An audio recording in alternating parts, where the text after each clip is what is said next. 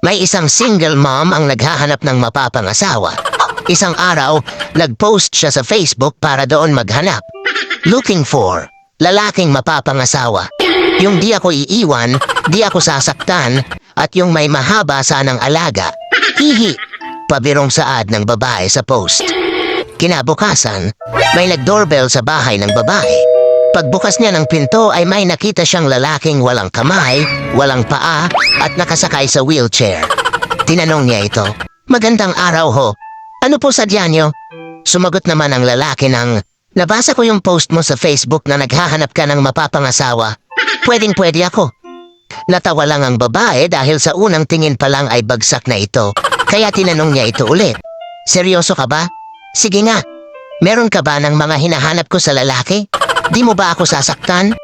Sumagot naman ang lalaki ng, "Kita mo naman, wala akong mga kamay, kaya di kita masasaktan.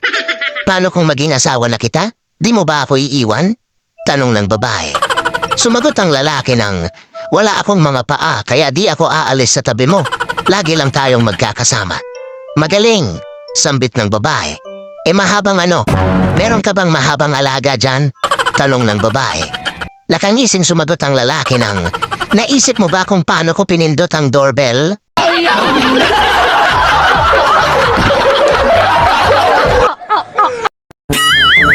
Anak ka ng pu.